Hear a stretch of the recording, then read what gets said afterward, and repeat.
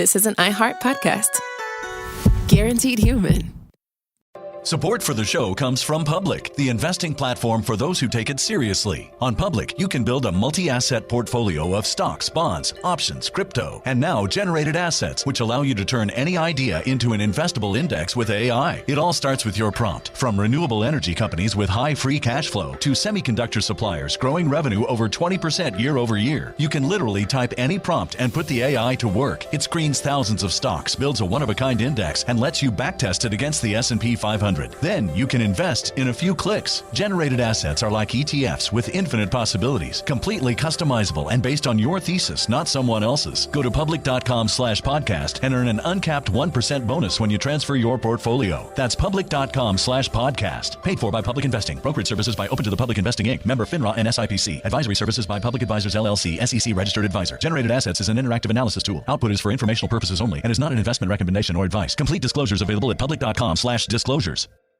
Tired of spills and stains on your sofa?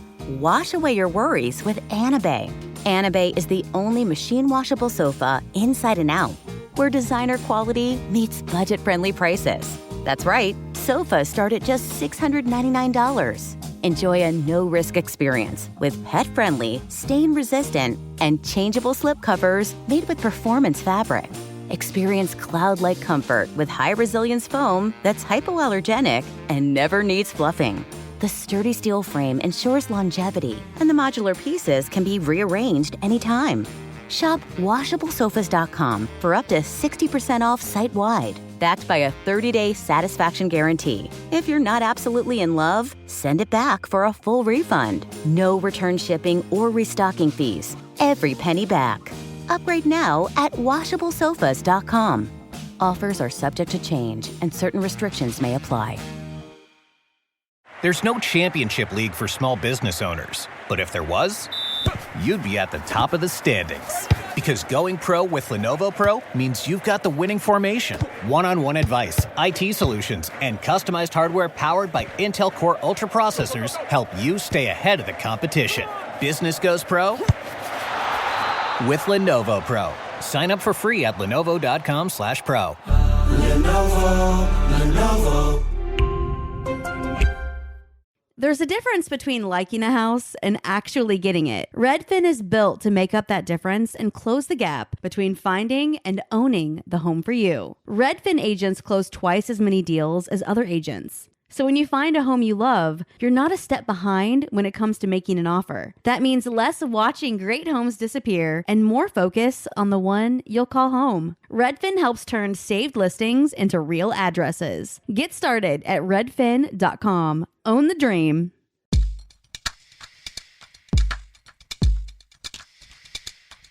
Hey everybody, I'm Robert Evans, and this is once again Behind the Bastards, the show where we tell you everything you don't know about the very worst people in all of history. And with me today in this special San Francisco City by the Bay episode of Behind the Bastards is Sean Riley, also known as Seanbaby. It's a pleasure to be here. I had to check up on your last name because I've only ever known you as Seanbaby. It is Riley, yeah. Sean Patrick Riley. Gotcha. Because, my dad, it was his turn to name the kids, and he really wanted an Irish name, so he said triple the Irish. Sean Riley is very Irish, right. And adding a Patrick in there it's just too makes much. It exceptionally so. It's too much. Well, we are talking about the opposite of an Irish person today, Steven Seagal. We have cans of wine. Is that not normal?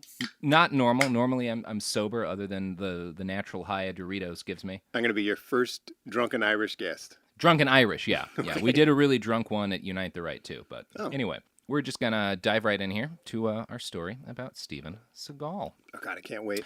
Now, if you all remember, Steven Seagal, kind of mediocre, bordering on decent sometimes action star of such films as Under Siege, On Deadly Ground. Yeah. What? On Deadly Ground's not so great. No. Under Siege is all right. We're talking Hard to Kill? Yeah, Hard to Kill. Above the Law. Above the Law. Hard Target was a Jean-Claude Van Damme movie, which was better than all of these. Yeah. We should talk about Jean-Claude Van Damme for 3 hours. Well, the thing about Steven Seagal, I suspect a lot of people listening to this might be surprised that Steven Seagal has been picked as a subject for this, and I want to assure everyone up front, he's a monster, and that's part of what's so important to talk about today. Because honestly, you can so kind of tell from his movies, like, they seem to be made by a very insecure man. Like, I don't know if you watched a lot of his films, but he has, like, never taken a shot. Steven Seagal movies are just him, like, just walking through his enemies. Oh, yeah. No, he's not. It's not like a Bruce Willis thing where he's going to get shot and choked and beat up and stuff. Right. No, it's just, I'm the toughest guy that's ever been. Yeah. And even when he made The Glimmer Man and, like, Keenan Ivory Wayans had all these funny lines, he's like, you know what, I should have all these funny lines too. And so, like, there's two funny men. There's no straight guy in that movie, except Steven Seagal, has no comic timing and he sort of sucks. But, like, again, walks through everybody. And you have a knife. Steven Seagal has nothing. You're so dead. Like 10 seconds into that fight, you're dead. Oh, yeah. He's going to break your arm so the knife goes back towards you, and then he's going to stab you with your own knife. That's the kind of action hero. Jean-Claude Van Damme, he'd get stabbed like 75 times and make a heroic comeback. Like, that's a story. Yeah, that's an arc. There's no arcs in Steven Seagal movies. Nothing. The arc is just Steven Seagal is a badass. There are people opposed to him, and then they're dead. Yes. Yeah.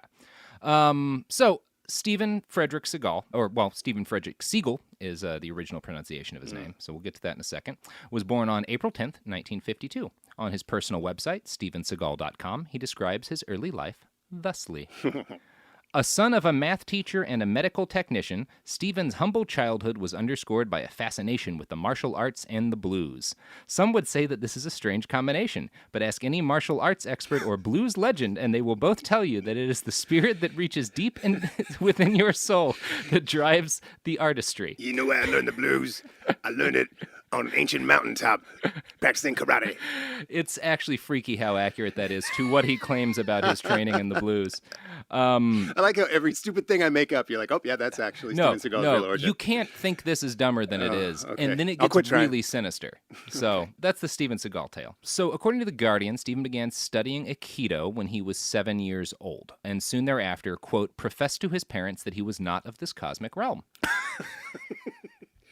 I learned from karate class that I came from space. Yeah.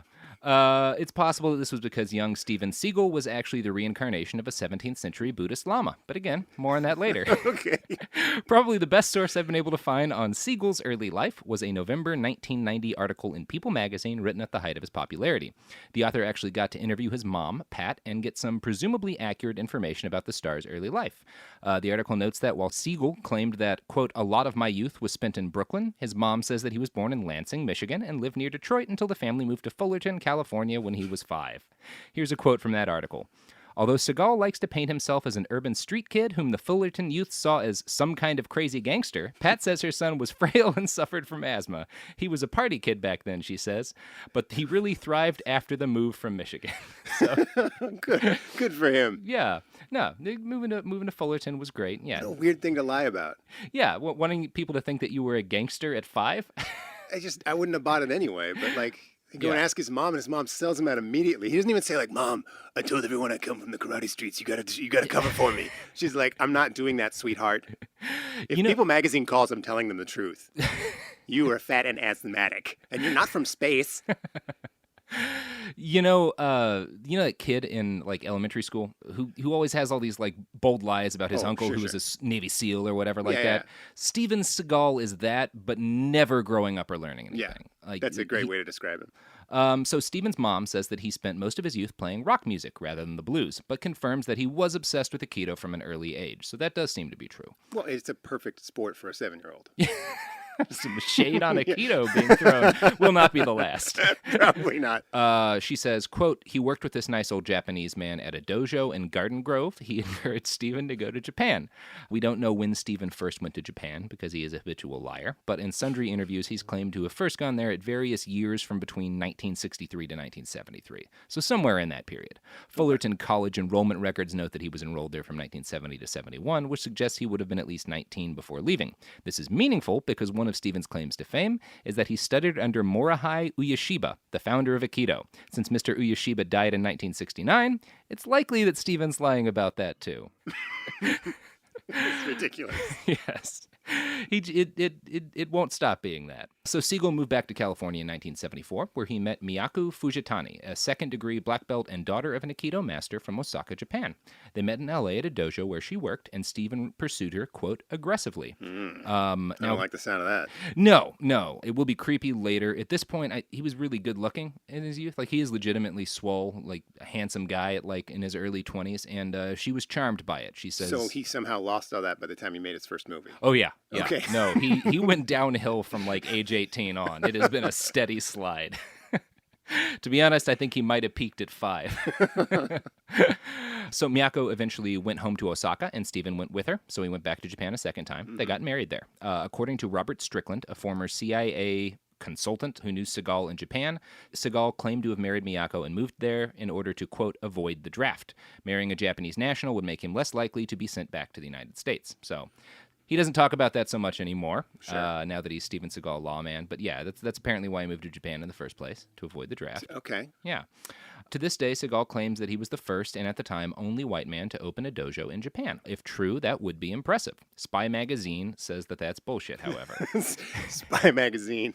Spy If Magazine is calling you on your bullshit. I bet that's some serious bullshit. I really like every article of Spy I read, because they had a great one about Paul Manafort. Like, this one, they spent 6 months studying Steven Seagal and, like, talking to people who knew him as a kid and, like, really getting into his backstory. It's a fun journey into the youth of Steven Seagal. Yeah. Spy Magazine. Spy Magazine, baby. Quote, in fact, the dojo, which was founded by Fujitani's father, a noted aikido black belt, was owned by his mother-in-law and managed by his wife, herself a black belt. Seagal has also boasted of his courage in battling criminals. Sometimes they are thugs of the Yakuza, the Japanese mafia. Other times they are mere garden-variety criminals. I jumped right in front of their faces, Seagal told Movie Line. Shit. I was a tenacious motherfucker, man, and I was fearless.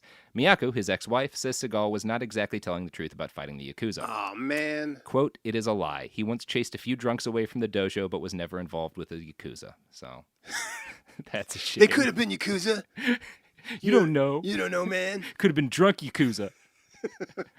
Another major Seagal claim to fame is that he was the first Westerner to receive a black belt in Aikido. His ex-wife doesn't challenge this exactly, but she did tell Spy, quote, the only reason Steven was awarded the black belt was because the judge, who was famous for his laziness, fell asleep during Steven's presentation. The judge just gave him the black belt. It's like, where am I? Who is this guy? You know what? Here's a black belt. Normally we only give these to 9-year-olds at the YMCA, but you seem like a good guy. Like a Yakuza fighting good guy. Mm-hmm. This is a ridiculous story. It's a really ridiculous and like story. such dubious honors to lie about. Like, I was the first black belt. Like, okay, dude. That is, black belt is one of those phrases that's like a shortcut to me just closing my ears to somebody. Like, okay, you're bragging about being a black belt. So tough. Yeah. Unless the question is, can you teach me Taekwondo? In which case, absolutely drop your credentials. Well, why not? Yeah. So Steven spent a sizable chunk of the late 70s teaching martial arts in Japan, and according to him, this is when he first attracted the attention of the CIA. Here's how Steven put it in a 1988 interview with the LA Times. These guys were my students. They saw my abilities, both with martial arts and with the language. You can say that I became an advisor to several CIA agents in the field. Through my friends in the CIA, I met many powerful people and did special works and special favors. Special work, special favors. Mm-hmm. I had the largest kung fu trophy in all of Minnesota. Steven claims that during this Lansing, Michigan. There too. Stephen claims that during this period he did security work for Archbishop Desmond Tutu of South Africa, the Shah of Iran, and Egyptian President Anwar Sadat. I'm going to guess none of those probably. Probably not true. Probably not true. I don't buy it. Anwar Sadat, I mean, clearly his security team wasn't great because he got assassinated. So, yeah, maybe Seagal was working that that was job. because they tried Aikido. Yeah, they tried Aikido against a sniper. It's not working. Oh, sorry, Anwar. That was unfair. For a time, it was hard to refute or confirm Steven's claims of badassery. His ex-wife, Miyako, did admit that he would regularly go away for long chunks of time during their 10 years together, saying, my children don't have any memory of him as a father. Oh, my God. Yeah. So he must be a ninja or something. The first thing to pierce the illusion of Steven Seagal, actual action hero turned movie action hero, was that wonderful 1993 spy article, Man of Dishonor, by John Connolly. Now, like I said, this article was the result of a 6-month investigation, and it was the first place to point out that Steven Seagal's last name was originally pronounced Seagal, not Seagal. Are you going to guess how that came about? I'm going to say it definitely had to do with ninjas. He had to have been defending some kind of a dojo. No, this is actually the only believable story he's ever told. He apparently went to a Chagall exhibit at a museum and liked the pronunciation. Never would have guessed that. Never would have guessed that. I believe that's true. No one would lie about that. No one would lie about that. So when Seagal came back from Japan in 1980, he opened 2 dojos, one of them in Taos, New Mexico, and one of them in Los Angeles. Taos is an odd choice, kind of a small town, to open an Aikido dojo. I'm not familiar, but Must be a great aikido town. It's a beautiful town. Right. I didn't notice any aikido going on there, so I think it failed to take on. Miyako says that her then husband told her that he wanted to go to the U.S. to either get rich in Hollywood or by running restaurants, which he doesn't seem to have ever done. She supported him in his dreams, though, and spent years saving up money and living like a pauper to fund his trip back and his attempts to start a business. So that's sweet. That is sweet. I'm going to guess he does right by her. Let's read the next paragraph. Before he left her, he told her, quote, "I will always do the right thing. I will never betray you." Then he took her savings, went to America, and married another woman, Adrienne LaRussa, in 1984. Shortly thereafter, he met another woman, actress Kelly LeBrock. According to Joe Hyams, then Warner Brothers VP of Publicity, Seagal saw LeBrock in the film Woman in Red and said, "She is my destiny." So Hyams and Seagal wound up having dinner with Jerry Pam, LeBrock's former agent, and during dinner, Seagal asked Pam what the best way to get publicity was. Pam told him it was to be seen in the company of famous people, so Seagal asked him if he could help him meet Kelly LeBrock. Pam told Seagal that Kelly was currently in Japan, so Steven Seagal, who was still married to Miyako and illegally married to a second woman, flew to his first wife's home country to try to pick up a third woman because she was famous. Which is... That's how all great love stories start. It's almost a work of art as far as being a shitty person is. It's like the being a garbage husband version of the Mona Lisa. Yeah. Like, if you were in a writer's room and you're like, okay, we got to have this piece of shit do some stuff to like let the viewers know he's a piece of shit. You'd be like, dude, pump the brakes on all this. This is way too much. And it is way too much. And yet, that does seem to be what happened. So he did meet Kelly LeBrock in Japan, and within 2 weeks, they were lovers. Within a year, she was pregnant. By this time, Adrienne LaRussa had decided to file for an annulment, so that's good. Sure. Seagal granted her an annulment. She didn't seek any financial support, and in an interview later stated that, in fact, quote, "I gave him money for months afterward just to get him out of my life. I can't say very much because I'm afraid of Steven and his friends." We'll talk about who Steven and his friends could be here, but yeah. Yeah, I'm so sad for this girl. Like, a lot to of get women left for Kelly LeBrock. I mean, there's not a whole lot of shame in that. Like, that's got to be most women's fears. Kelly in LeBrock the is 80s. yeah. But like, to still pay the guy money. Yeah. And he's also got another wife. Oh, feels so bad. Yeah. I bet she didn't even get those karate trophies. No, I'm going to guess not. Miyako divorced Seagal right around this time. He and LeBrock headed back to Hollywood and her Beverly Hills mansion. Now, he wasn't a movie star at this point. He was just sort of living with a movie star as part of his quest to get famous. His Taos dojo failed in the late 1980s, leaving him desperate for cash, in the words of Robert Strickland. According to Strickland, Steven arranged for a mercenary he knew to steal LeBrock's Porsche Carrera for the insurance money. Mercenary he knew. A mercenary he knew. He knows a lot of mercenaries. In interviews at the time, Seagal claimed to be actively searching for the monster who'd stolen his wife's car. Jesus Christ. It's pretty remarkable, right? Yeah, It just keeps going. I love it. I went in this hating Steven Seagal. Now I'm like, okay, he's coming around. Now you're coming around. Yeah. This really wiped the stain of Hard to Kill out. Yeah. Money problems were common with pre-movie Steven Seagal. Multiple sources who knew him for years alleged to spy that he seemed to have mysterious backers who would regularly help him out of his pickles and presumably helped him start his dojos in the first place. Two of his friends recalled a time when he left for around a week and returned with a new car and, quote, a stack of $100 bills 6 inches high. Yeah. I bet he aikidoed someone for money. Well, that is what he claimed. Seagal bragged that he'd gotten the money for pulling off a hit for the mob.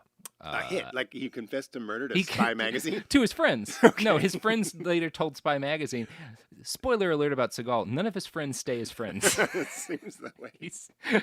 Maybe because he's a giant piece of shit. That might have an effect. Whether or not he actually carried out a hit for the mob, Seagal spent years telling lies like this in order to craft an aura of danger. Spy reported in 1993 that Seagal packs a .45 in his belt, not just loaded but cocked and chambered. Some might think this tough, others merely cretinous, since he's just as likely to shoot himself in the testicles as to drop an attacker.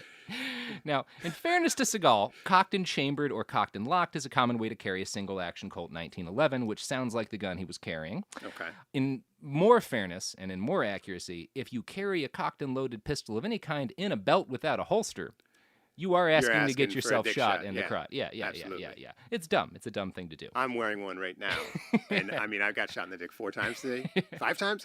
You lose track after a few. But you save a lot of money on birth control. That's a great point. Male birth control is here, and it is called dangerously carrying a loaded handgun in your pants. So Steven's supposed history as a badass was not invented out of whole cloth. Throughout his life, he's had numerous friendships with former CIA operatives, mercenaries, and soldiers. Spy suggests that this is because he basically just steals these people's stories and relates them during interviews to seem like a badass. Quote, on one occasion, one of Seagal's students, a former Green Beret, was talking about his time in Laos. Later, Seagal told the same story to another group, only now he had become the protagonist. Unfortunately, the Green Beret was in this group. Makita remembers the soldier saying, hey, idiot, that's my story. Oh, busted.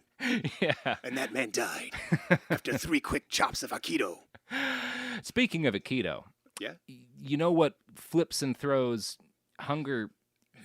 Is this a fucking Doritos? This is a Doritos plug, but it actually is time for us to have a normal ad break. Okay, so let's do imagine that I made a comment that tied Aikido into whatever ads come up next. Support for the show comes from Public, the investing platform for those who take it seriously. On Public, you can build a multi-asset portfolio of stocks, bonds, options, crypto, and now generated assets, which allow you to turn any idea into an investable index with AI. It all starts with your prompt. From renewable energy companies with high free cash flow to semiconductor suppliers growing revenue over 20% year over year, you can literally type any prompt and put the AI to work. It screens thousands of stocks, builds a one-of-a-kind index, and lets you backtest it against the S&P 500.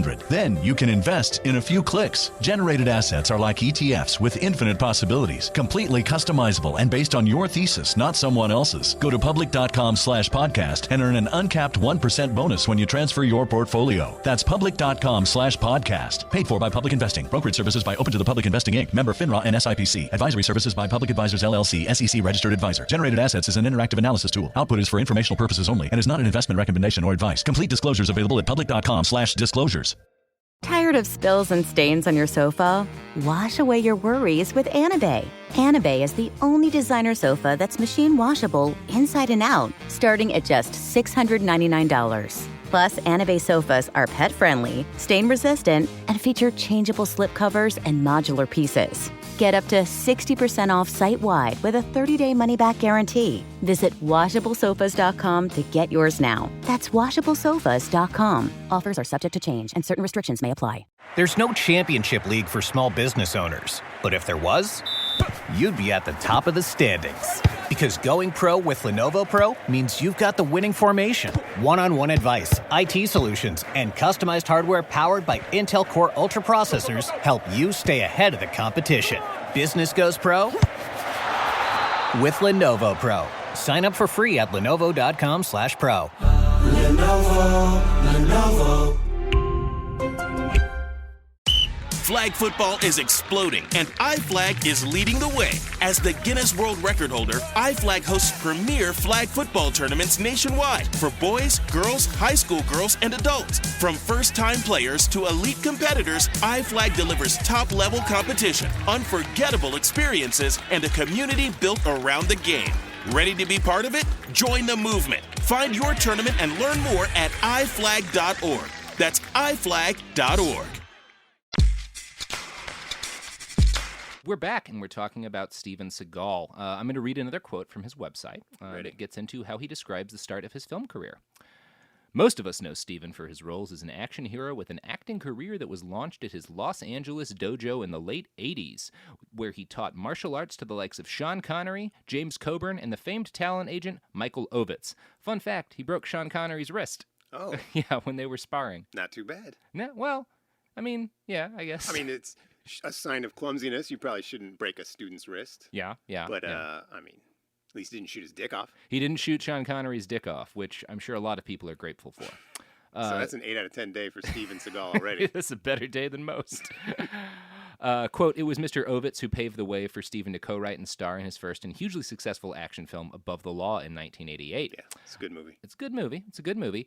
The story for how he came to be in it is a little bit more complicated than Steven Seagal's website gives and involves a lot more of the mob.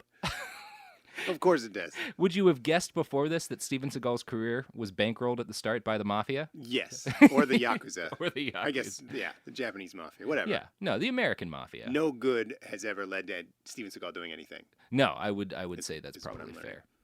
So let's hear about how we got into Above the Law. We're talking Above the Law? We're talking Above the Law. Yes, we are definitely talking Above the Law. I'll take you to the bank. The blood bank. Wait, is that a real line? Yeah, that's from the movie. Fantastic. Okay. It is almost certainly true that Michael Ovitz arranged for Seagal to meet with a group of Warner Brothers executives to show off his aikido skills. He was apparently quite impressive. Warner Brothers president Terry Semel recalled, with just a toss of his hand, Steven would send the other guy flying. It was pretty astounding.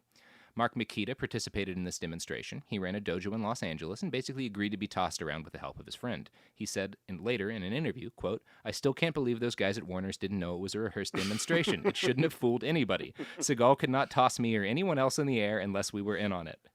If I can interrupt here for a second. Sure. If you watch an Aikido demonstration, it usually is one dude in the center of like a crowd and they run at him one at a time and he'll like do a little thing with their wrist and they'll go flying and do a front flip. It's clearly bullshit. Yeah. And we've now had, 3 decades of MMA in our country and many more in Brazil and Japan.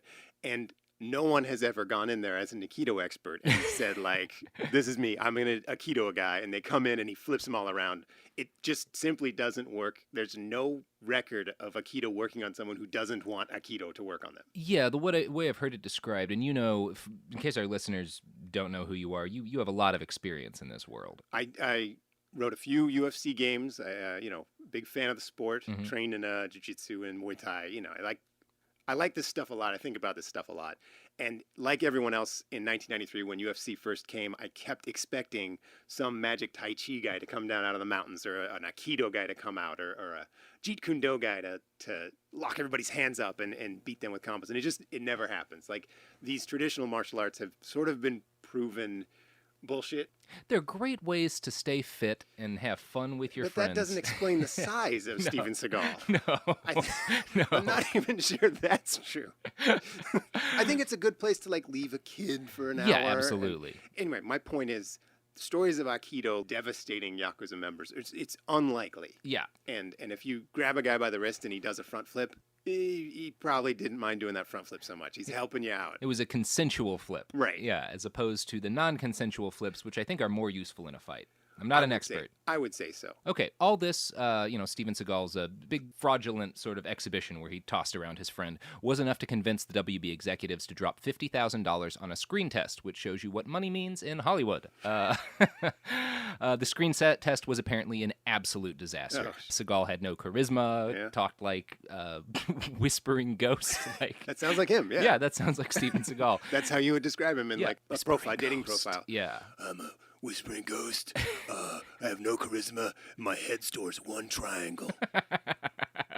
He does have a weird shaped head.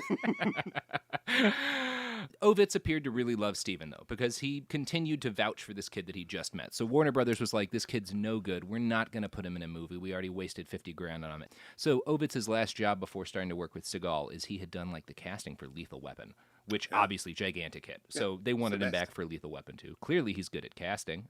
And he agreed not to take a pay bump, which you're guaranteed for a job like that, a sizable paid bump. If you're working in the sequel, he agreed to work for what he'd gotten paid to make the first one if they would give Steven Seagal a job. Okay.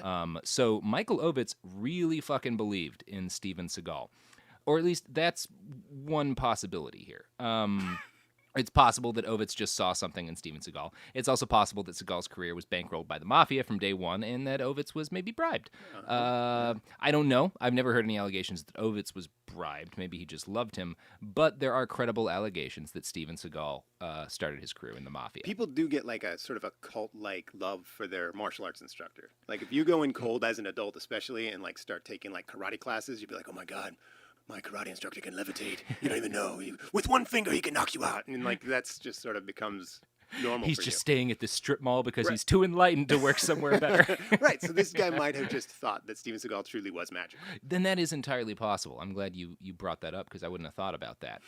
We do know that in 1990, Steven Seagal formed Steamroller Entertainment with a guy named Julius Nasso. Now, Nasso's main business was providing pharmaceuticals to merchant boats, but he broke into... Pharmaceuticals to merchant boats? Yeah, he sold drugs to sailors. Yeah, I love it. In 1984, 1934, though, Julius got into filmmaking, and he claimed to Spy that he'd been introduced to Seagal via Tony Danza. Danza denied this. Danza knew who Nassos was and basically said, he's no fucking friend of mine. Wow. Don't talk to me about that guy. So Seagal told people that Nasso and he were related, although neither he or Nasso ever gave any detail as to how. Stephen's mother denied any relation between them. Whatever the truth, Julius's uncle, also named Julius Nasso, owned a concrete company in New York. In 1985, it was revealed that Nasso's concrete firm had participated in a bid rigging scheme with Anthony Salerno, the original Fat Tony. Yeah, that's where the name comes from on The Simpsons. Wow. Fat Tony Salerno. Several employees testified against him. Nasso the younger and Seagal were good friends for about a decade. Nasso was the best man at Seagal's second wedding. He was also the co-owner of Seagal's $560,000 Staten Island home. It's worth noting that several other mob guys connected to the Gambino family wound up having roles in Seagal's early films. Quote from that Spy article. One of the technical advisors on the set of Under Siege was Robert Booth Nichols, who has been identified in federal wiretaps as associating with the Gambino crime family. A retired Navy captain named Joseph John, who was a technical advisor on the same movie, responsible for securing the use of the USS Missouri, described Seagal and Nichols as asshole buddies, which I think means butt buddies and not both assholes who are friends, but I can't tell.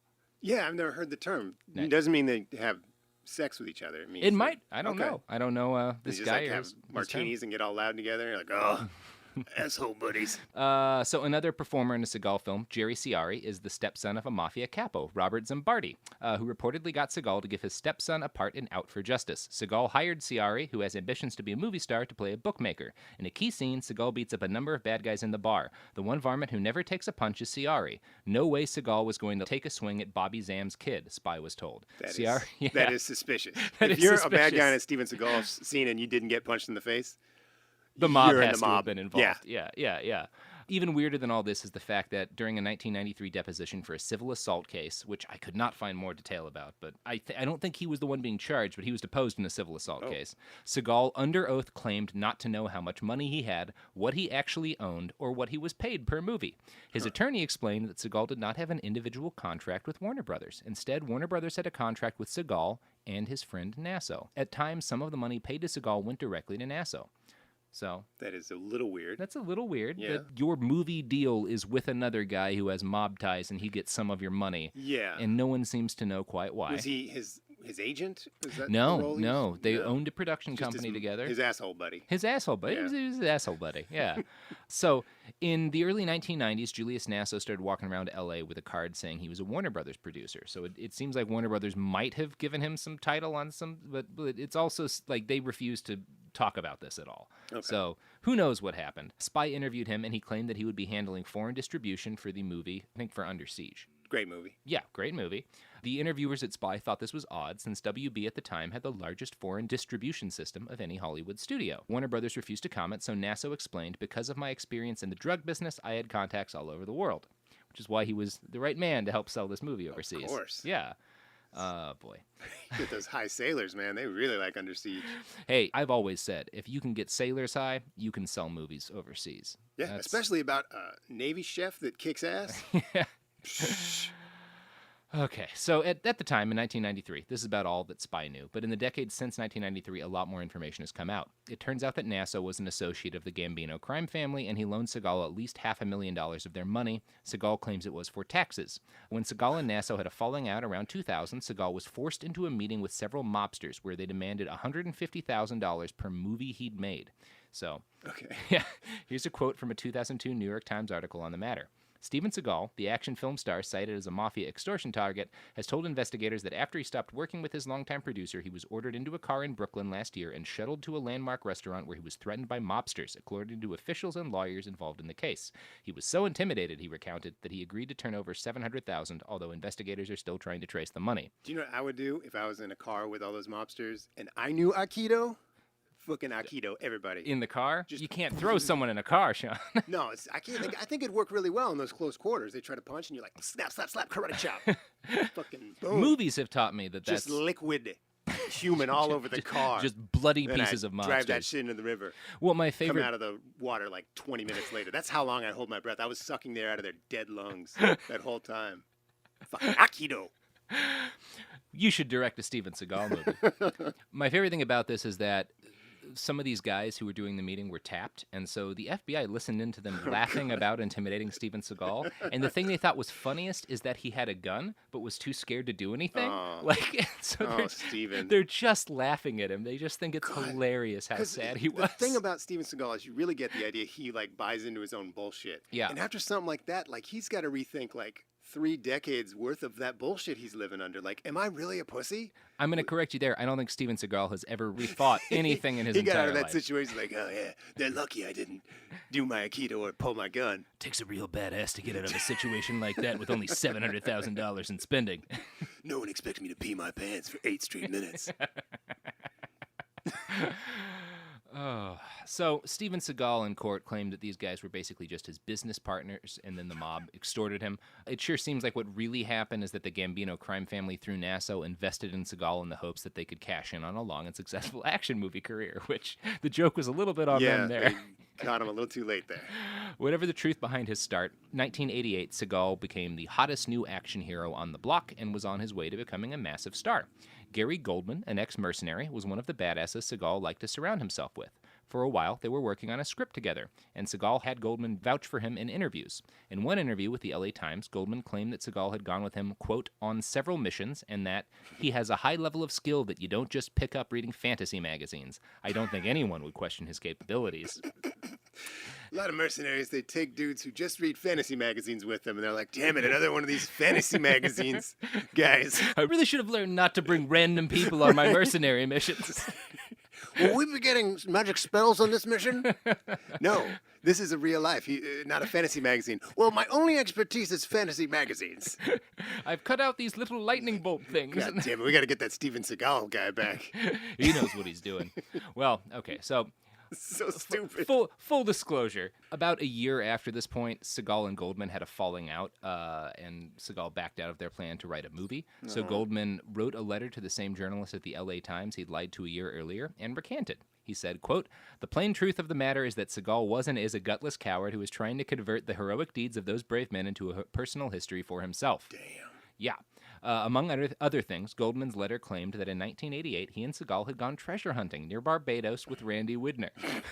While they were all hanging out on a boat, Seagal bragged repeatedly about his time as a Navy SEAL, which, do I even need to say that he was never a Navy SEAL? He wasn't a Navy SEAL. He was absolutely not. At one point, Steven and Goldman had to wade into the water to deliver equipment to a Zodiac boat, which is like a real badass cool thing that Sounds cool. a real cool person might have been able to handle. Steven Seagal was not. Here's how Goldman said it went. Quote, the surf was unbelievable, really tough. He started screaming and panicking and was sure he was going to die and all that crap. Goldman claims that Randy Widner had to pull Seagal up by his hair while Goldman, quote, pushed his ass onto the boat with my shoulder. Well, the one thing I know about Navy SEALs is when you get them like in rough water, they just freak the fuck out. Oh yeah, no, their training is to panic when water is rough. Yeah, that's what makes them so deadly. You go down to beautiful Corona Beach, but it's like lovely, and you can watch the planes land. But there's the sound of all those Navy SEAls screaming, just panicking. And they're like, "You're doing good work, SEALs." Yes. Panic a little harder. You'll be the best. You really want to lose your mind out there. Remind me of this young recruit, Steven Seagal. We're gonna the best we ever saw. We're gonna send you to the desert, so we want you scared of the sea. I love that they have special circumstances just to see, oh, you're a Navy SEAL? Well, here's the water. And he just fucks it up so badly. It doesn't even end there. Because later it became clear that Seagal could not read a compass or a map. Both things the Navy SEALs think that would have come up. Sort of stress. Yeah. Kind of important.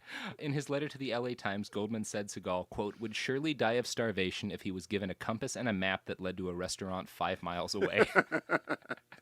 That's some good, like, badass way to call someone a pussy. Yeah, that's some solid mercenary ragging. Yeah.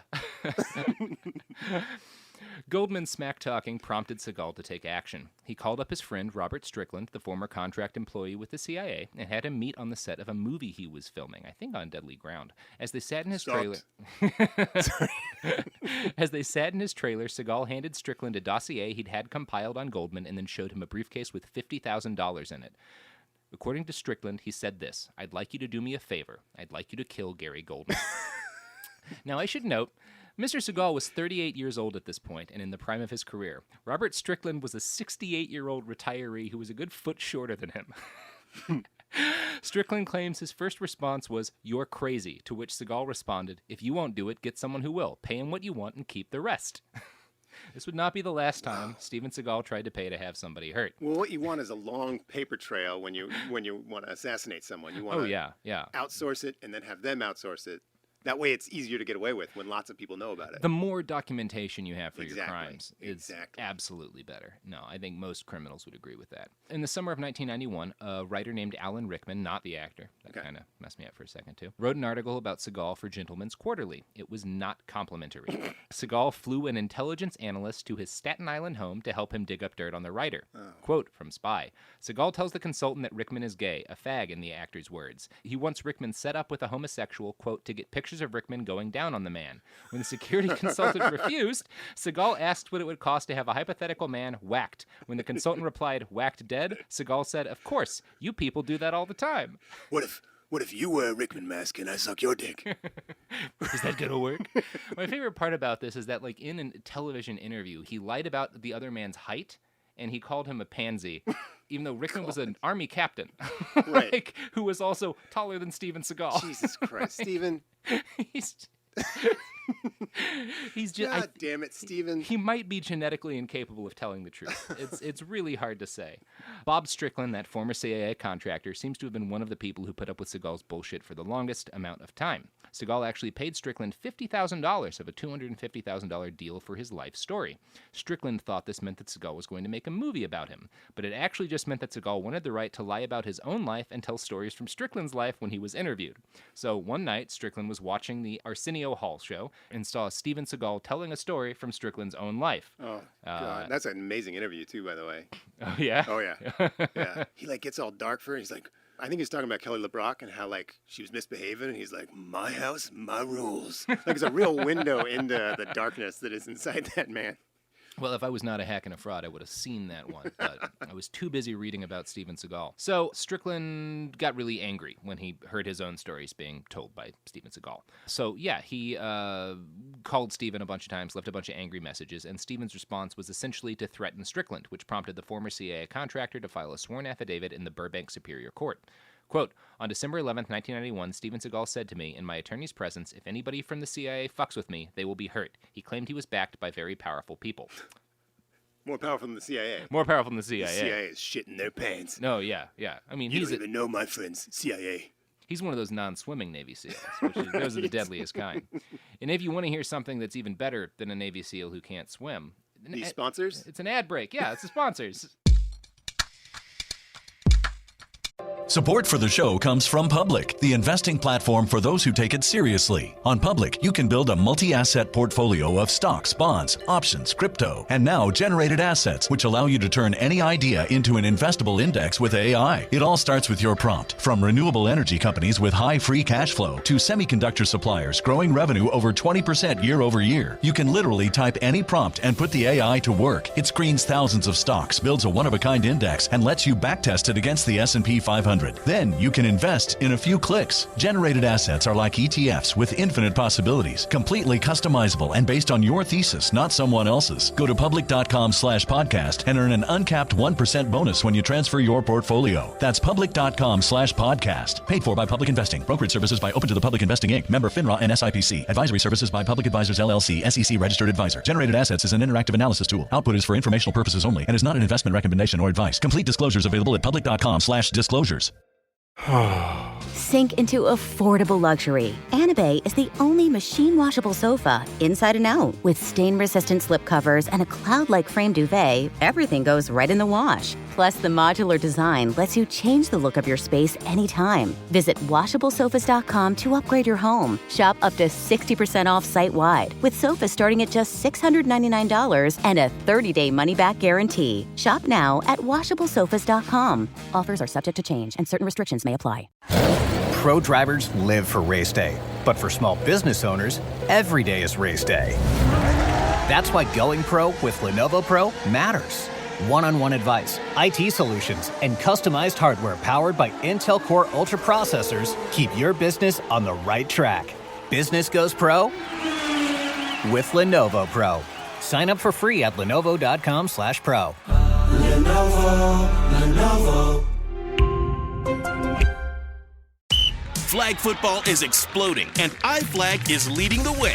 As the Guinness World Record holder, iFlag hosts premier flag football tournaments nationwide for boys, girls, high school girls, and adults. From first-time players to elite competitors, iFlag delivers top-level competition, unforgettable experiences, and a community built around the game. Ready to be part of it? Join the movement. Find your tournament and learn more at iflag.org. That's iflag.org. And we're back. We're talking about Steven Seagal, who has just ruined probably the longest friendship he ever had with a former CIA man by lying and stealing his life, becoming an experienced vampire. On national television. On national television. God, that's so embarrassing. Yeah, it's a really shameful thing to do. So in the affidavit Strickland filed, he claimed that a mutual friend of he and Seagal had, quote, called me from New York and advised me to watch my ass. He stated that my safety could be in jeopardy because Steven Seagal is backed by powerful people who have a vested interest in preserving his image and reputation, which might have been true at that point. To be entirely honest, like he may not have been lying about that. Seagal quickly followed the success of 1988's Above the Law, which was his first film, with three more action hits: Hard to Kill, Marked for Death, and Out for Justice. Yeah, those are great. Yeah. His career peaked in 1992 with Under Siege, or I think 93 with Under Siege. I may have fucked that up. But he was a pretty big star in 1991 when he was invited to host an episode of Saturday Night Live. Not the greatest success in the history of that show. In a way, it might be. Maybe. In a way, it might be. It depends on how much enjoyment you get out of this next anecdote. So, in the book Live from New York, which is a history of the show, several cast members chimed in about the week Steven Seagal was the host. Tim Meadows. The biggest problem with Steven Seagal was that he would complain about jokes that he didn't get. So it was like, you can't explain something to somebody in German if they don't speak German. He just wasn't funny, and he was very critical of the cast and the writing staff. He didn't realize that you can't tell somebody they're stupid on Wednesday and expect them to continue writing for you on Saturday. So people gave him intentionally bad shit because they hated him? I think so. I think that's part of the explanation. David Spade said, quote, he didn't want to go along with what the plan was that week, and as a result, I think that was the first week that I heard talk about replacing the host and just doing a cast show. Wow. Yeah. And then Julia Sweeney. When we pitched our ideas for Seagal at our Monday meeting, he gave us some of his own sketch ideas. And some of his sketch ideas were so heinous, so hilariously awful, it was like we were on candid camera. He had this idea that he's a therapist, and he wanted Victoria Jackson to be his patient who's just been raped. And the therapist says, you're going to have to come to me twice a week for 3 years. Because, he said, that's how therapists fucking are. They're just trying to get your money. And then he says that the psychiatrist tries to have sex with her. Whoa! That's Steven Seagal's idea of comedy. That's so weird. It will not be weird later in this story. It will actually make total sense in about 30 minutes. Okay, I've been a comedy writer for many, many years now, and I'm seriously racking my brain how to get to a place of comedy from such a dark premise. No, there's no punchline anywhere in that description, and I don't think there was a punchline in this show. If you had 9 hours to build the context for this, I don't think you could make that funny. No, and I do think it's important to note what that a nightmare. I suspect that for Seagal, the punchline was the psychiatrist tries to rape his patient. I think that was his idea. That was the joke. The ending's great. You ready for this? It's assault. It's a horrible, gruesome assault. The sexual assault victim. Oh, see it all? It's like poetry. It ties back to the beginning. Oh, God, he would have said that. He would have compared it to poetry. He absolutely would have compared it to poetry. And then he fucking karate chopped through the table. Fucking vanished in a puff of flour cloud. In 2014, when guest Nicolas Cage expressed a worry to Lorne Michaels that he would be, quote, the worst host ever, Lorne Michaels reportedly said, no, that would be Steven Seagal. Yeah. He's one of the only people ever banned from being on Saturday Night Live. Ever, ever, ever, ever again. They did that joke on Saturday Night Live. I remember Lorne Michaels coming out and saying, no, the worst host was Steven Seagal. But there was something real about it. Yeah, no, I mean, it sounds like he was terrible. There's another story. I think it was Rob Schneider who saw Steven Seagal, walked up to him and said, I just finished reading the best screenplay of my life. And Schneider was like, oh, yeah, who wrote it? And he was like, me. And it was not a joke. Oh, my God. Steven Seagal.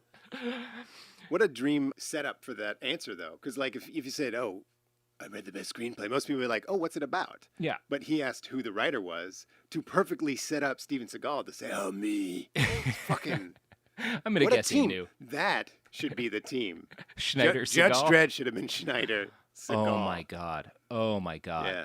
I would throw my own money into the production of that film. Yeah. Especially if all of the bad guys are Seagal and Snyder. Oh, I love it. Like some sort of a a time loop made it so every person in that universe was Seagal and Schneider. Yeah, I'm not saying yeah. they're in makeup. It's like really them. It's really them. Yeah. You commit to the premise. Yeah.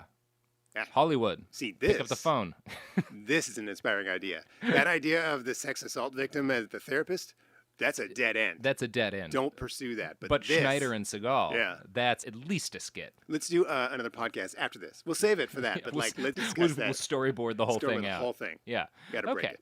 So you remember, actually way less than 20 minutes ago when I said that him wanting to make the joke be entirely about sexual assault would make sense very soon? Yeah. It's about to make sense. Oh, thank God. Yeah. So the early 90s were a time of great professional success for Steven Seagal, and they were also when he began his career as a sexual predator. I mean, maybe he began it earlier, but we certainly know about assaults dating back to the early 90s. The signs were already present as early as 1990 when Robert Strickland watched Seagal harass one of his personal assistants. She was brushing her teeth in his trailer when, according to Strickland, Seagal told her that she needed to get over there immediately. When she came out still brushing her teeth, he said, "Gee, Rianne, you look like that when I come in your mouth." Oh. Some more Steven Seagal humor there. That is the absence did of a they have joke. a romantic relationship before that? No. Strickland, the former CIA guy, who I'm going to guess was a pretty coarse fellow, thought this was gross. I think. Yeah, I've never it's met a person profoundly who would gross. Not Yeah. think that is gross. Yeah. So, earlier this year, Juliana Margulis of The Good Wife was a guest on the Katie Couric's podcast. They talked about the Me Too movement, and Margulis recalled an unsettling encounter with Seagal in the early 1990s. He was a big action star at that point, and she was still quite new, when a casting director told her that Steven wanted to do a scene with her in his room. Quote, "I walked in and I sat down and I jumped right back up because there was something very uncomfortable and hard in the couch. He laughed and said, 'Oh, sorry, that must have been my gun,'" Margulies recalled. He lifted up the cushion and he took out his gun. When Margulies grew noticeably nervous, Seagal explained that he casually packed to protect himself from, quote, "all the crazies that are out there." Yeah. If your gun's in the couch, you're the crazy person. I think you might be right. Yeah, that's not where the gun goes. Not in the couch. What the fuck? So next... If you got company coming over, why you leave your gun in the couch? He wanted her to find it. Yeah. But He like, wanted her to find it. What kind of a person thinks like, oh, this will turn the girl on? Almost dying. I don't think turning her on was his goal. Maybe it was. Was he trying to, like, terrify her? Maybe. The thing that he did next in this interaction was tell her that he was a healer and that he wanted to read her palms. So Okay. maybe So he this was is trying just to real flirt with her. shitty game. Yeah. Quote, "He told me I had really weak kidneys. At that point, to be honest, as a New York girl, I kind of started laughing inside."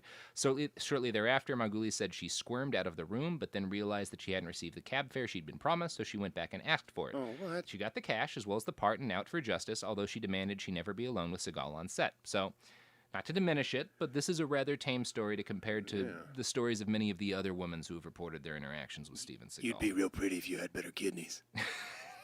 Steven Seagal is out for kidneys. In 1996, John Connolly, the author of that spy article, wrote another article about Seagal, this time for Penthouse. In it, he alleged that 4 female staffers had resigned from the production of his film Out for Justice in protest of his constant sexual harassment and, quote, "a sexual attack" on one of them. Yikes. They claim Seagal tried to undress them during casting interviews. One stated, "When I was finally able to get him to stop, he told me I had the part." So that does seem to be Steven's modus operandi. Another woman claimed Seagal would constantly brush past women in his office and touch them. His former housekeeper, Leah Bumgarner, claimed Seagal sexually attacked her while she was working at his house.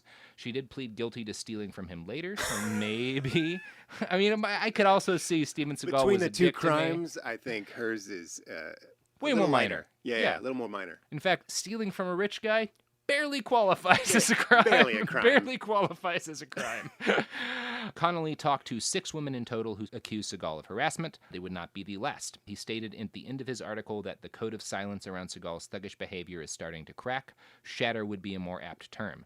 In 1998, Jenny McCarthy talked to Movie Line about her audition for the classic film Under Siege 2, a sequel to Seagal's biggest hit and one of the first real clear signs that his career was already past its It's a peak. fun fact. He outruns an explosion in that movie, which is impossible because Steven Seagal actually, he runs Yeah. like a fat woman waking up in a bathtub covered in snakes.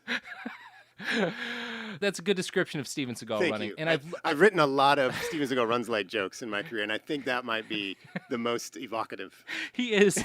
You owe it to yourself to look up Steven Seagal running on YouTube because he has never managed to run like a normal person. Yeah, he like tucks his elbows in, and he kind of has like limp wrists, and he keeps the elbows tucked in tight, and he just sort of wiggles through the air, and it's like a scurry. Yeah.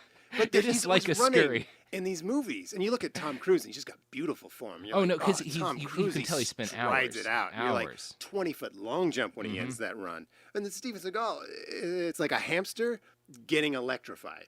Well, and it's one of those things, you talk to people. I've talked to someone who does firearms training for movies. Like, his job is helping movie stars, like, learn how to use weapons and, like, do shooting and, like choreograph gunfights and stuff. And he says, and you can find this in other articles, like, Tom Cruise is really good with a gun, with all the physical stuff he's done. Sure, He's really good at everything. Nobody says that about Steven Seagal. No, Nobody not. praises his ability to do stunts. So in 1998, Jenny McCarthy talked to Movie Line, about her audition for the classic film Under Siege 2, in which Steven Seagal outruns an explosion. Here's what she said happened. I was wearing this very baggy dress, which I always wear to auditions, with my hair pulled back. I'm listening to Seagal go on and on about how he found his soul in Asia and was one with himself or whatever. When I said, well, I'm ready to read, he said, stand up. You have to be kind of sexy in the movie, and in that dress, I can't tell. I stand up, and he goes, take off your dress. I said, what? And he said, there's nudity. I said, no, there's not, or I wouldn't be here right now. He said again, there's nudity. And I said... Jenny McCarthy, notable, fully clothed woman. Yeah. Well, she said, the pages are right in front of me, and there's no nudity. No, she's right to make this objection. Oh, I'm getting to it. He goes, take off your dress. I just started crying and said, rent my Playboy video, you asshole, and ran out to the car. Fair enough. Yeah, fair enough. I always thought she was very funny on Singled Out. I always thought, like, that hot girl's way funnier than a hot girl. I would like Jenny McCarthy a lot if it wasn't for advocating children not get vaccinated. She's done a lot of bad for the world. And she's certainly in the right here. I just think that she has more wit than you'd expect. No, she's a very funny person. And that's a really funny thing to say, is rent my Playboy video, you asshole. Yeah, no, she's got a great response. Her recollection of the events is really good. When the Daily Beast questioned Seagal's spokesman about this, he said the claim was completely false, and I should note several times so we don't get sued, Steven Seagal denies any history, any of the many. The Washington Post says there are too many allegations of assault and harassment to count. Oh. Too many to count. The Washington Post. They have great counters on staff, too. And they have whole people whose job is top-notch counting. mad scientists. Yeah. So there's no nice segue here. It's about to get really dark. So buckle up. Like the delicious flavor of... No. This is not the time for that. In 1993, when Steven Seagal was filming one of his most popular movies, On Deadly Ground, he met an 18-year-old extra named Regina Simmons. He invited her to a rap party at his house. When she showed up, no one else was there. Steven. Yeah, regular listeners will remember this as the same basic strategy used by Bill Cosby on several occasions. Sure. Tell him there's a party, there's no party. Yeah. It seems to be a pretty common Hollywood creep strategy. Creeps. Yeah. Regina says he told her everyone else had already left, and then he took her into his bedroom. Quote, he closed the door and approached me from behind. He started kissing my neck and taking off my clothes. I was in shock. I was completely caught off guard. Seagal was more than twice my size and twice my age. I was not sexually active, nor had I ever been naked in front of a man before. I froze. She alleges that Seagal then raped her. She says, there was nothing consensual about this. I couldn't move, and I felt as if I was watching my body from above. I felt tears coming down my face. Poor girl. Yeah. When Seagal was done, he asked her if she needed any money and then allowed her to leave. He called her the next day. Money? I don't know what actually is going on. It is a good question, what is going on in Steven Seagal's head, because I seriously think he probably doesn't think of himself. He kept calling this woman. I don't think he thinks of himself as a rapist. Like, yeah, it went really well. Yeah, I don't know. I like, not that mitigates it at all, because he seems to be a monster. But I think that is part of his psychology in this. Now, this story came out in March of last year after several women, among them Portia de la Rossi from Arrested Development, alleged Steven Seagal being a creepy sexual harasser. Yeah. There was a whole press conference when Regina came out, and another woman was there to support her, Fabiola Dattis. She auditioned for a part in an as-of-yet unproduced vanity project with Steven Seagal about Genghis Khan, which Seagal was supposed to write, direct, and star in. Tell me he was Genghis Khan. He was. Oh, my God, that's amazing. Yeah. It's a dark story, so I don't want to get lost in this, but that may be the only unproduced vanity project I do kind of want to see. Dattis said her initial meetings with Seagal took place in public and didn't give her any cause for concern. The two bonded over shared interests like Buddhism and martial arts, she said, and, quote, soon developed a friendly relationship via text and phone calls. At one point, Seagal invited Dattis for a private audition. She said, he explained to me that he would like to evaluate my figure and see if I would be suitable for the role. His assistant told me to arrive wearing a bikini or a bra and panties under my clothing. As this is quite standard in the modeling industry, I agreed to do so. Now, Dattis noticed some strange things right off the bat. For one, Seagal had asked her to meet in the evening at a hotel that he had booked. Quote, I was taken up to Seagal's room by his assistant, who repeated to me multiple times in the elevator, Steven's word is as good as gold. I thought this was a bit strange, but I did not comment. When she arrived, only Stephen and his bodyguard were in the room. The assistant who'd led her there immediately left. Stephen asked me to take off my clothes, which I did, although I was nervous, considering there were no other individuals present, and do a catwalk through the room for him. I did so, and Stephen approached me and said that he would like to act out a romantic scene to get a sense of our chemistry. Oh my God, Stephen. Yeah. Daddis told him that she was uncomfortable with this and said no. That's when, she alleges, Seagal reached under her bikini top and groped her while fondling her vagina with his other hand. She yelled that the audition was over. Stephen sat there calmly as if nothing had happened, and while I was noticeably upset and terrified by the experience, Stephen's security guard stood blocking the doorway and only moved when Stephen motioned for him to do so. I left feeling horrified and totally violated. Stephen Seagal, through his lawyer, denies both of these allegations. Dude, it's so gross, but then to have like a security guard there too. Yeah, like, that is the creepiest thing. You're gonna stand here and watch. I think it'll really help her like feel more at ease if there's a weird dude watching. Yeah, what if there's a giant guy standing in the back of the room? Yeah, well, I like grope her. Like, I'm gonna move fast, so like I just want you to stand there and be weird. Which, it's one of those things, there's always in these stories of Hollywood sexual predators, so many people complicit. You know, the assistant has to know what's going on. This is not Steven Seagal in his prime when someone might think, yeah, maybe a young actress wants to meet this handsome guy. Like, this is someone knowing something creepy is going to go on, but this is my paycheck, so I'm just going to soldier on. There's other jobs you can take where people don't rape. Yeah. You know what I mean? Yes. I have never worked at a place where someone's just trying some rape out near me. Yeah. Like, yeah, you work here, right? So, like, you're cool with this rape? Yeah. You understand this is just how Kinko's works. Well, I sure need this job, boss. I'll just block the door in case anyone tries to make a run for it. This is a really bad time for an ad segue. Tremendously, disastrously Shop bad. at Kinko's. Kinko's is not a supporter of the podcast, so I really don't care what you do to them. How you feeling about Steven Seagal? Seriously, it's a little grosser. Like, these intimate details of like this type of interaction is what's like. It's easy to say like, oh, this guy, he's a attempted rapist. Fuck that guy. But then when you like learn these little details, it's so gross that some woman had to like explain that this is exactly what happened. And it's just, ugh. I should say we're back, but I think we've been back since the start of this conversation. Okay. It's remarkable to me, I guess. One of the things I can never stop thinking about, because I like watching old movies, is like you look at like Humphrey Bogart on the screen and you wonder like, did you assault somebody, Bogey? Yeah. Probably, right? Yeah. Probably. Yeah. I don't know. I've never heard anything about that, but you just see how many of these guys did something fucked up. Even Bowie has some dark stuff in his background, and it's like, not like this, nothing like this, but like some stuff that's questionable. Anyway, it's a bummer. It is a bummer, and there is something about like celebrity that I think jacks your game up. Yeah. One of the things that's confusing about this to me is I've read a lot of allegations from various, because we're not going to cover every allegation that's been against Steven Seagal. Again, as the Washington Post said, there are too many to count. God, it's so fucked up.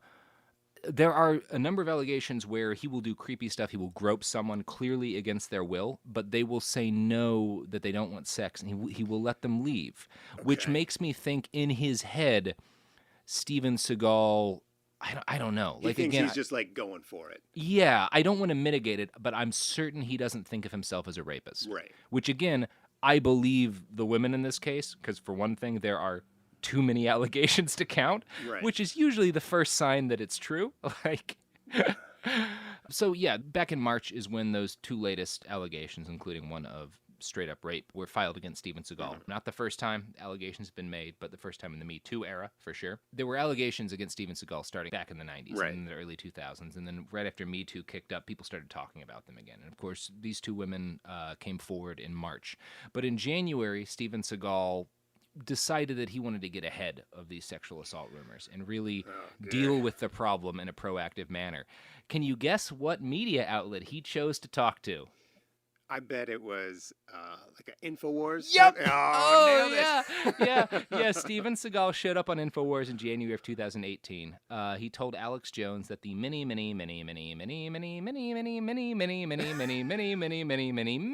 who'd made claims against him were paid liars. Oh, of course. Someone has some deep pockets.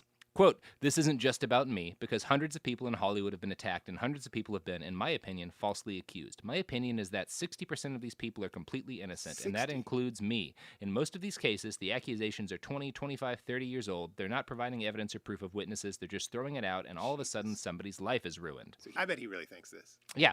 When people say it's a witch hunt, it's worse than any other witch hunt America's ever seen. This is ruining our country. This is worse than the time we burned people to death. Worse than the time we burned witches. Yeah.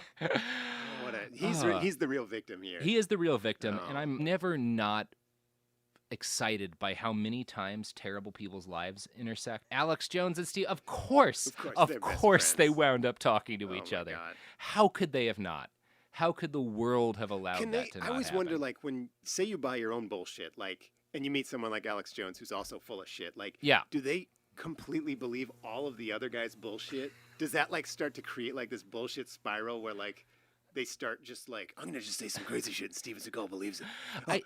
It may just be a matter of like, Alex Jones knows that, Steven Seagal's going to talk about his time as a Navy SEAL that didn't, I can talk about like all the badass stuff I've done and like the globalists trying to kill me and stuff. Yeah. And so like if Alex Jones is being like, I used to win fights against men when I was a child, like is Steven Seagal allowed to be like, I know you're full of shit? Or is he like, I can't pretend like I know you're full of shit because that would admit that I understand the limits of this absurdity. It's mutually assured destruction is applied to lies. I love it. Shameless lies.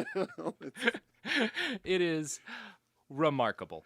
So Steven Seagal's career peaked around 1993, 1994. By the year 2000, he'd had a string of flops and was no longer considered in the same tier of action star as Bruce Willis, if that was ever a fair thing to say about him. No, he was like of a Jean-Claude Van Damme contemporary, but his like films were like didn't have as much joy or fun, and they weren't as like adventurous, I guess. Yeah, and when if you've seen two Steven Seagal movies, you've seen all of them. Every Steven Seagal movie. It was one of those things when Jean-Claude Van Damme came back and did JCVD a couple of years ago. Everyone was like, "Oh yeah, I'd like to watch Jean-Claude Van Damme again." Sure, nobody feels that way about Steven Seagal. Yeah, there's nothing lovable about Steven Seagal. But Jean-Claude Van Damme is a classic movie star. Yeah, and the early 2000s began the start of a long, sharp decline for Steven Seagal from movie theater releases to direct-to-video releases to eventually direct-to-digital productions, which is kind of where he is now. And if you've seen a recent Steven Seagal movie, it's a heavyset elderly man pulling guns out of people's hands and trying not to move too much. Yeah. Just a bunch of catwalks and Eastern European really settings. Dark lighting. Yeah.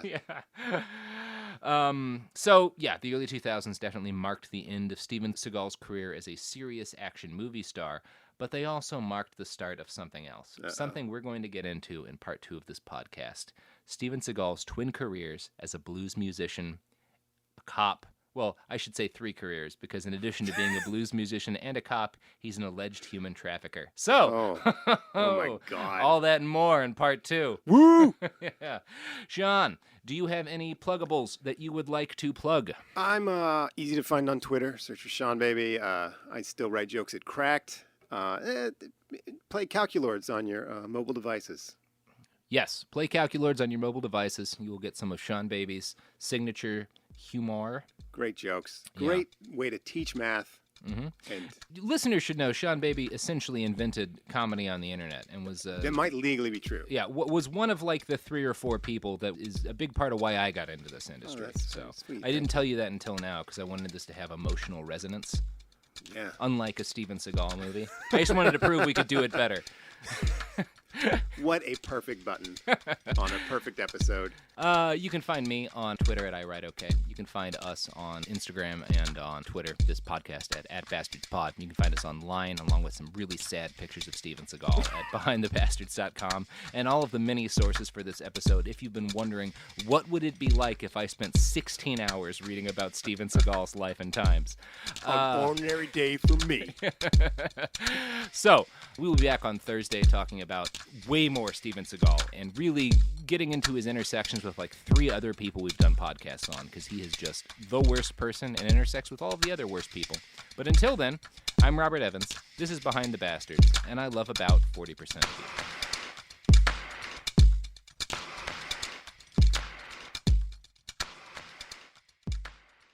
Time for a sofa upgrade? Introducing Anabe sofas, where designer style meets budget-friendly prices. Anabe brings you the ultimate in furniture innovation with a modular design that allows you to rearrange your space effortlessly. Perfect for both small and large spaces, Anabe is the only machine-washable sofa inside and out. Say goodbye to stains and messes with liquid and stain-resistant fabrics that make cleaning easy. Liquid simply slide right off. Designed for custom comfort, our high-resilience foam lets you choose between a sink-in feel or a supportive memory foam blend. Plus, our pet-friendly, stain-resistant fabrics ensure your sofa stays beautiful for years. Don't compromise quality for price. Visit washablesofas.com to upgrade your living space today. Sofas start at just $699 with no risk returns and a 30-day money-back guarantee. Get up to 60% off plus free shipping and free returns. Shop now at washablesofas.com.